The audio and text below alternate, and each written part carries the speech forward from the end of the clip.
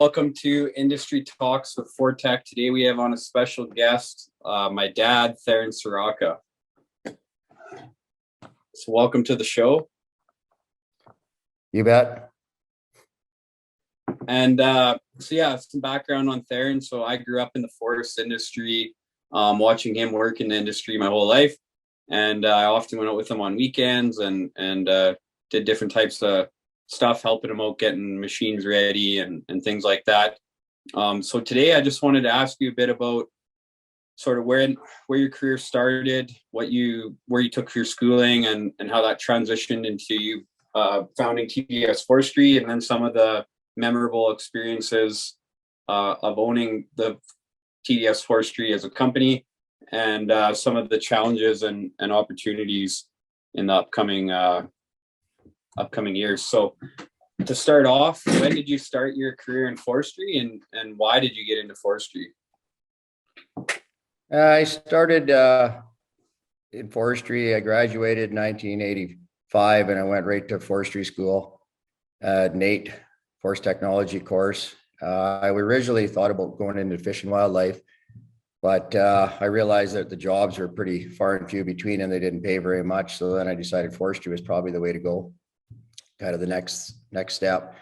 So I graduated in 1987 from the Forest Technology course.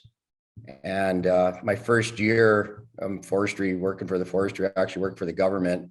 There was no jobs when we came out of school. It was basically, it was tough. There was a lot of people that didn't even get jobs in the forestry industry.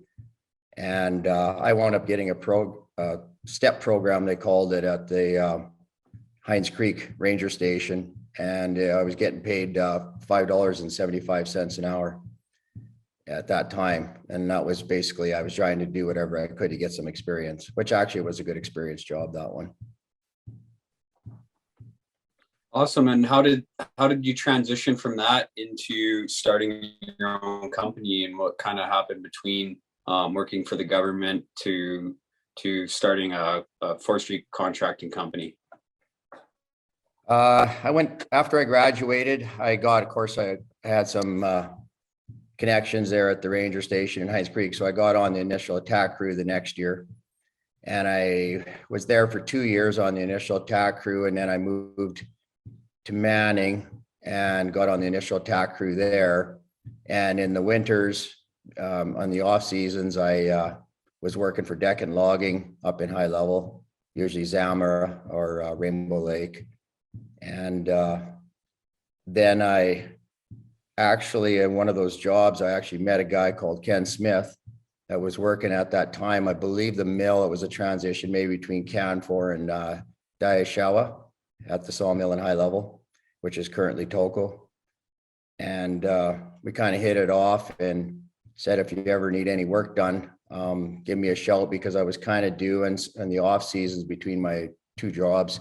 I was laying out wood for the LTP holders and CTP holders, the commercial timber permits in around the Manning area. So just the local loggers, I'd go out and help them out and stuff, just because I had experience doing it. And then one day Ken Smith called me and said, hey, I got a job for you, but it wasn't layout. It was actually for buying wood. It was at the time when BC had their NDP government, and they increased the due so much that the BC forest companies were scrambling and were coming to Alberta and paying big dollars, and the Alberta companies didn't want to see the wood leave the province, so they went on a wood buying spree too. So I basically flew the whole area from Peace River north to Keg River and found whatever wood we could and tried to approach landowners to see if we could get their spruce from them before the Quesnel mills were getting it. So that kind of got my foot in the door. And then once that all tied up, then I got into, they just basically transitioned me over to layout. And then I just had a basic contract job doing that. I quit my forestry job and quit my logging job and went full-time forestry contracting. Awesome. Thanks for that background. What are some of the most memorable projects that you completed or worked on while owning TDS Forestry? Good question. Usually the memorable ones are the ones that were the worst. Yeah. Probably one of the worst jobs we ever did was, oh man, there's lots of them, but anyway, when we worked for Brewster Mill over in Red Earth country, one summer, the black flies were extremely bad. And that was, it was basically just hell every day. You wore bug net or not, they got in everywhere on you, chewed the crap out of you. Yeah, it was a tough one, that one. But probably not as bad as the jobs up in high level in the wintertime, just dealing with the cold and the snow when you're at camp and, it's 40 below and you're there, you're not just going to sit in the camp. You got to go out and work. So you did. And, yeah, my hands are never been the same since then. So, otherwise, yeah, I'm thinking some of those jobs were kind of crazy because we were laying out right in front of the bunchers. There's several times that they had to plow the access in and their bunchers were ready to go. And I was basically laying it right out ahead of them. And, you get a little more to tree length away from the buncher and away you go. What are some cool projects that you worked on? Some of the ones that are memorable in regards to like being very interesting, engaging, like, just interesting projects that you worked on over the years? Some of the most interesting ones was actually probably the E-Man project. I got awarded that one kind of through Diashawa out of Peace River. And that's the big study, 100-year study. That's over up in the, I don't know if you want to call it the White Mud area, up the Canfor Road, north of Hines Creek. And that was roughly around 450 lineal meters of layout that we did in there. And it was for their big study. So they did some partial logging and some of it, some burned, all kinds of different stuff that they could study over the next 100 years.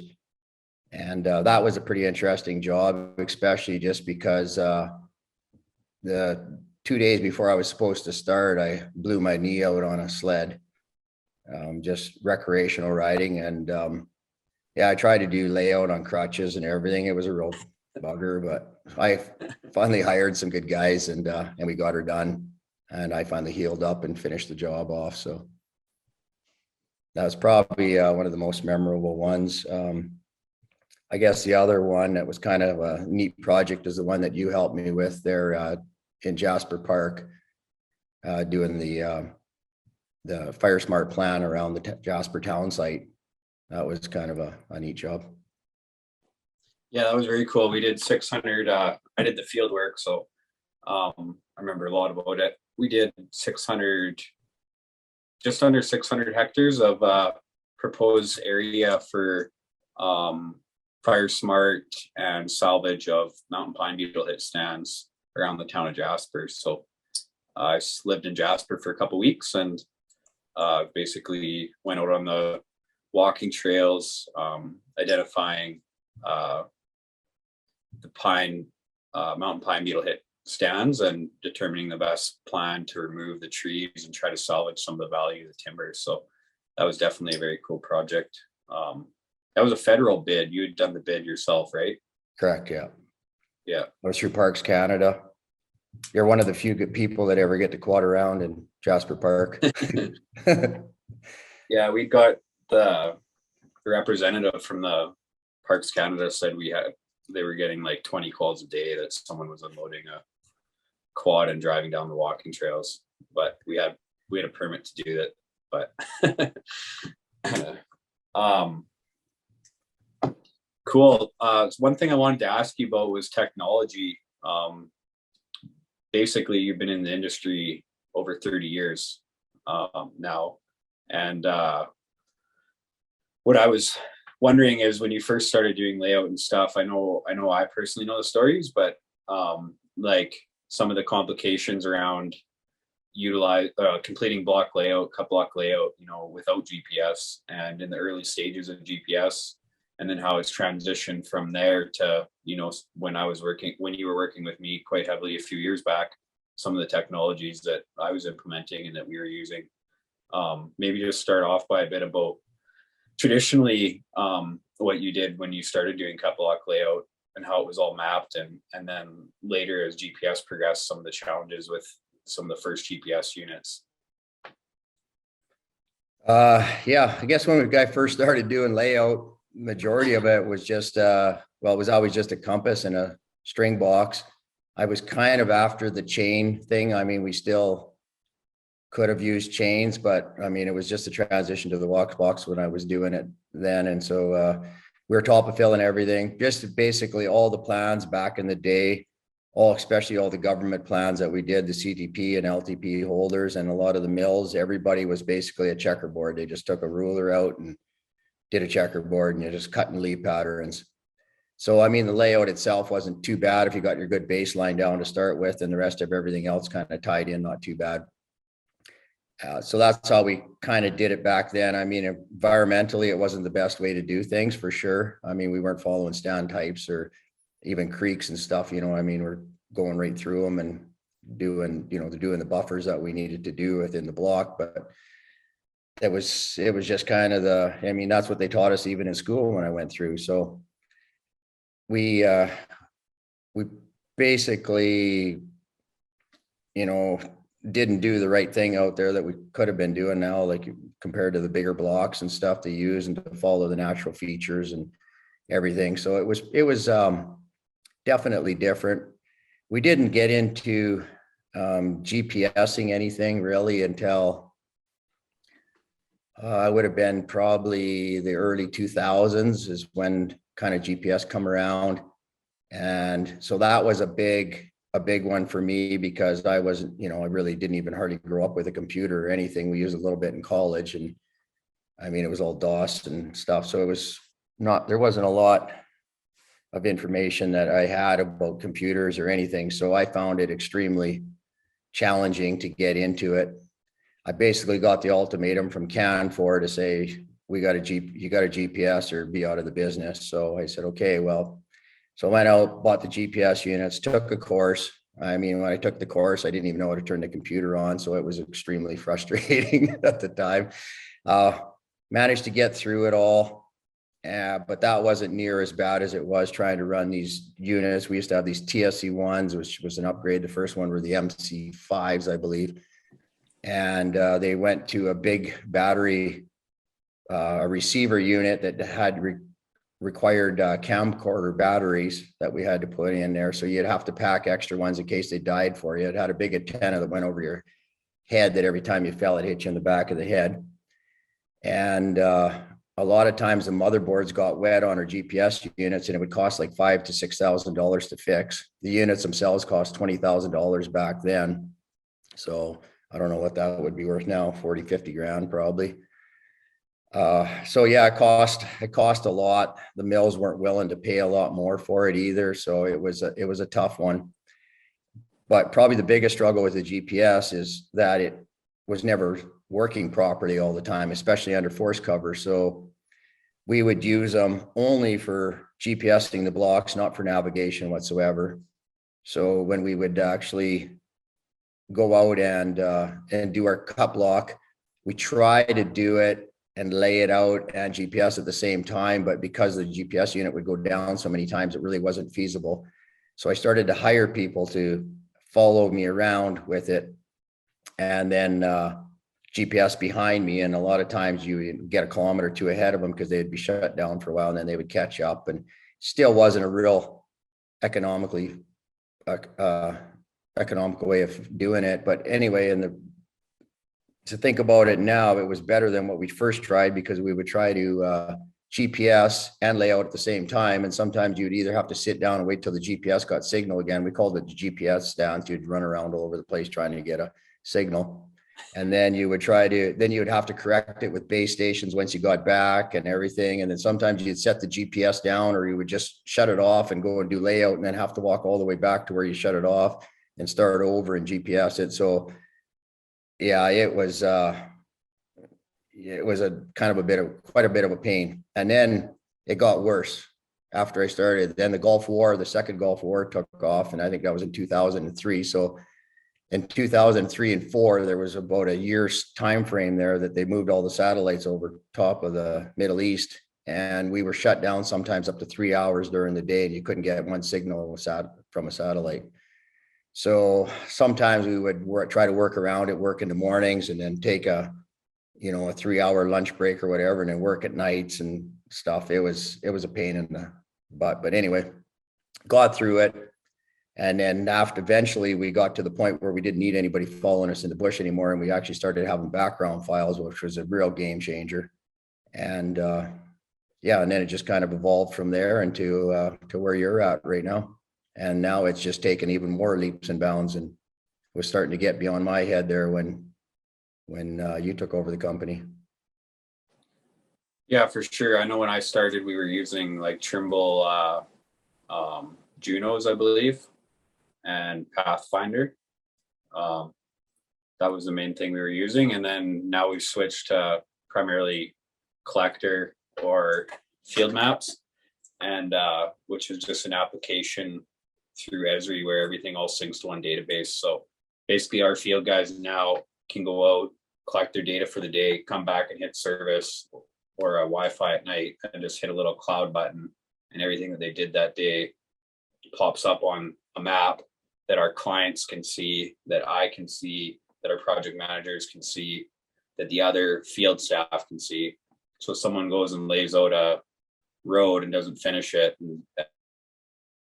and they're going off shift, and the next employee comes in to finish off the block, they can see every single file right on their device by just hitting a little cloud button, and literally just walk right to the spot and continue off on the same trajectory of where the other person finished. So yeah, we used to have to download base station files and differentially correct our GPS units because they were so far off. They would sometimes be off up to 200 meters because the US government didn't want any civilians using their information at the time. So we had to differentially correct everything. And that was a lot of office work just doing that alone. So a lot of times you couldn't even get the product to if you did it within a week time frame to your client, then that was a pretty good time frame. But back to the GPS units now, you're basically got a phone that you're using, or the smallest little GPS units that you got. When those things we used to use were 20 pounds. Probably just the whole unit by the time you pack the extra camcorder batteries and everything with you, and the bulk, and the antenna tangling up in the alders and stuff. It wasn't much fun. And then I guess that was probably still lighter than the paint we used to have to pack when we first started doing layout. We have doing the 4-dot configuration, and that was a pretty heavy pack too. how often did you have to paint the trees? Every third ribbon.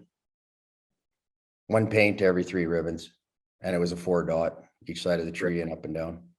Yeah.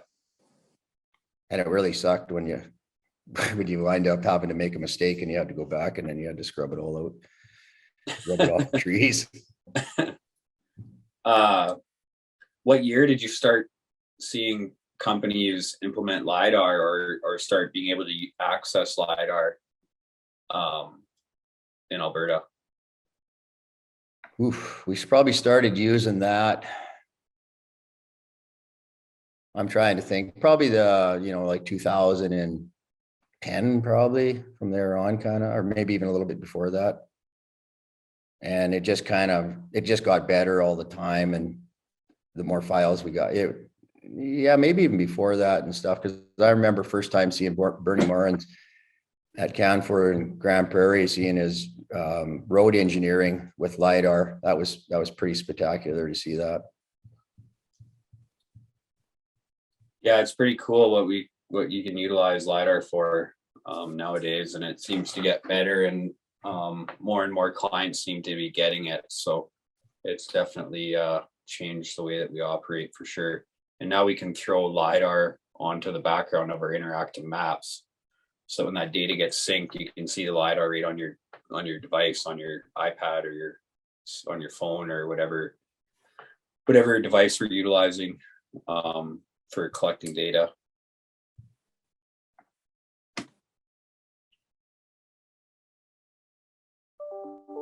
So I guess a couple things I wanted to ask is just like, what's your involvement in the forest industry now? So I purchased TDS Forestry's forestry contracting division in 2019. And since then, how involved have you been in the forest industry? I know, but maybe just explain a bit about what you do now in the forest industry and how your past has helped you with that. I'm not really involved that much in the forestry industry anymore, just when you call me with any questions sometimes, but I'm pretty much out of it. I help some people out. Sometimes I do a little bit of, sometimes wouldn't call it wood buying, but I just help people market their timber and stuff off their own private land so they can get the best dollar for it. And yeah, that's pretty much it in the forestry business. Yeah, I know that I definitely call you often and try to get you to come to work. You were out burning a bunch of piles this year out on your trap lines. We worked jointly with those projects. So oh yeah, I even did some work for you this fall too, just to get out there in the bush and make a little extra cash too. Yeah, I guess I still do that. Yeah. So going into the future, what do you see for the forest industry? What do you see some of the biggest challenges, and what do you see as potentially some of the biggest opportunities in the next 5, 10, 15 years? Good question. I think the forest industry actually, kind of hate to say it, but it looks a little bit bleak right now. I mean, lumber prices are almost at all-time highs right now. But in the meantime, the challenges, it's going to be the biggest challenges in the forest industry is going to be all the government red tape, the leftist movements. It's getting to be where these mills, they're requiring more and more and more out of all the mills. And in the meantime, they're losing some of their tenures and stuff to caribou, to native issues. Now that they have the UNDRIP declaration, the United Nations Declaration of Rights of Indigenous People is passed in Canada, that's going to cause some more issues with land deals and stuff with the government, and it's going to be, I don't really know how that's all going to shake out, but I know it's going to affect the forest industry for sure. There's going to be a shortage of wood supply in the future due to parks, etc. I mean, the Y2Y, Yellowstone to Yukon, is still out there too. They're going to do whatever they can to try to get those parks, and more parks are going to be less timber. And that's kind of where I see it probably going.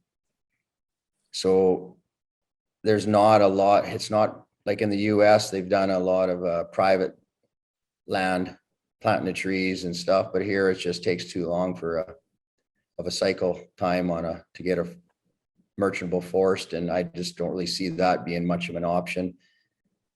But I do see that in the future here that there's going to be some changes big time to meet the net zero goal 2030 and 2050. So that's going to be some huge challenges for the mills, but in the meantime, it could also mean some opportunities, such as they might convert, which they have already, to cogen plants. A lot of the mills have got those and stuff and they're actually making, at one time where they were making more money off their cogen plants than they were their lumber when the lumber prices were low, and there has that potential. I think eventually the waste residue out in the bush will not be burnt anymore. There's going to be something new going on with that. The guy can figure out how to capture that energy. It'll be good, but until energy prices get higher, I just don't know how it'll happen. Carbon emissions are going to be huge in the future, and there is the possibility of these mills to cash in on the carbon credit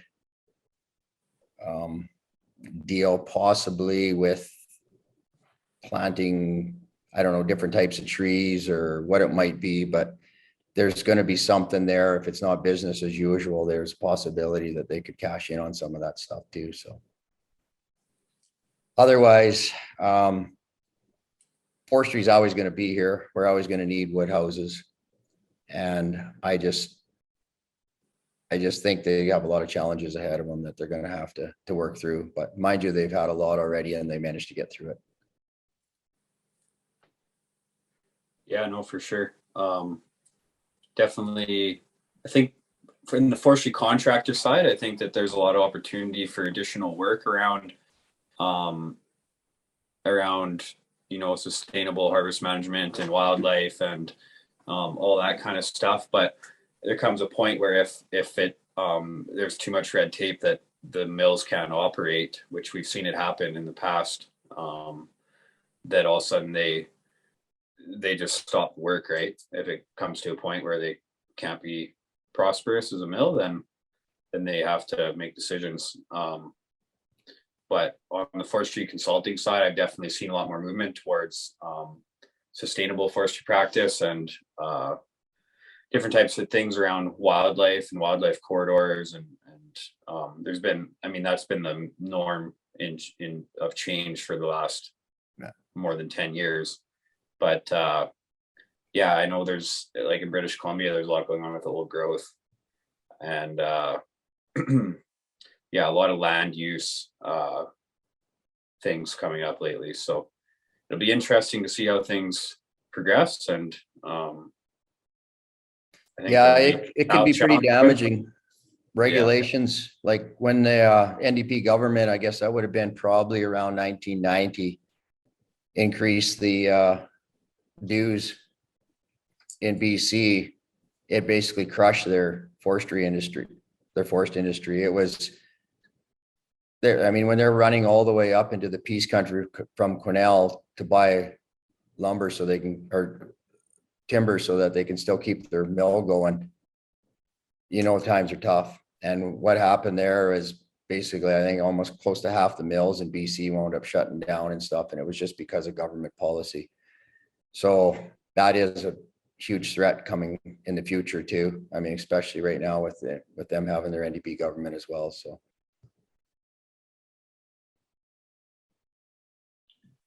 Awesome. Well, that was all that I had for questions.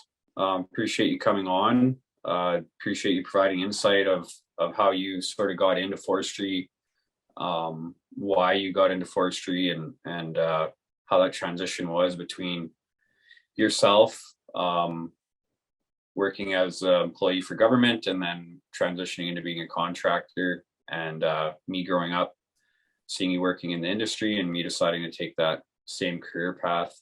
And so yeah, I guess just basically I when I came out of forestry school in 2015, I ended up working for my dad's company, and pretty much for the first 3 years I primarily did block layout, and then grew his company a bit by adding some staff members that I was working with there that I went to school with, and some other people I knew in the industry. And as you were looking to get out, we successfully built a trajectory plan between your company and me starting my company to be able to transition that. And so yeah, as of January, first week of January 2019 was when Forteck purchased assets of TDS Forestry in regards to the forestry division, and that really helped us kickstart to where we're at now. It was definitely a big decision and a big asset for us as we moved forward from there. I was going to add there, Branden, probably one of the bigger challenges in the future, I mean, it is sometimes already, but it could be even way bigger, is employee retention, or even just employees. I think now with the future the way it is, the government's paying some people to stay at home.